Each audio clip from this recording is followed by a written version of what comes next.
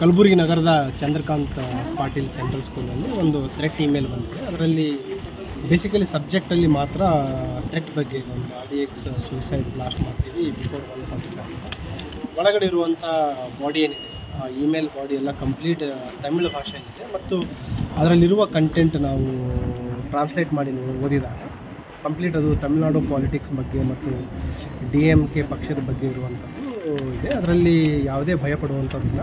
ಈಗಾಗಲೇ ನಾವು ಶಾಲೆಯಲ್ಲಿರುವ ಮಕ್ಕಳನ್ನು ಇವ್ಯಾಕ್ಯುವೇಟ್ ಮಾಡಿದ್ದೀವಿ ಮತ್ತು BDDS AC ತಂಡಗಳು ಬಂದು ಕಂಪ್ಲೀಟ್ ಸ್ಕೂಲನ್ನು ಪರಿಶೀಲನೆ ಮಾಡಿದೆ. ಯಾವುದೇ ರೀತಿಯ ಆತಂಕ ಪಡುವ ವಿಚಾರ ಇಲ್ಲ ಮತ್ತು ಈ ಇಮೇಲ್ ಸಂಬಂಧಿಸಿದಂತೆ ಈಗ ಒಂದು ಪ್ರಕರಣವನ್ನು ನಾವು ತೆಗೆದುಕೊಂಡು ಮುಂದಿನ ತನಿಖೆನ ಮಾಡ್ತೀವಿ. ಸರ್, ಈಗ ಅದು ಒಂದು ಉಡಾಂಕುಲಂ ಜಗನ್ @hotmail ಅಂತ ಬಂದಿದೆ.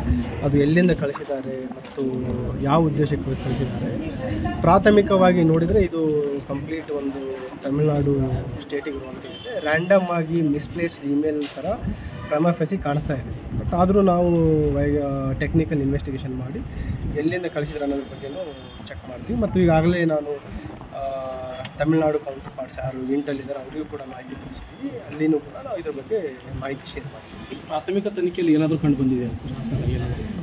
ಕ್ವಶನ್ ಆಫ್ ಜಸ್ಟ್ 1 ಅವರ್ ಆಗಿಲ್ಲ, ಅಷ್ಟು ಬೇಗ ಹೇಳಲಿಕ್ಕಾಗಲ್ಲ. ಬಟ್ ಇಲ್ಲಿ ಯಾವುದೇ ರೀತಿ ಆತಂಕ ಪಡುವ ಅವಶ್ಯಕತೆ ಇಲ್ಲ ಅಂತ ನಾವು 100% ಕಾನ್ಫಿಡೆನ್ಸ್ ಅಂತ ಹೇಳ್ತೀವಿ.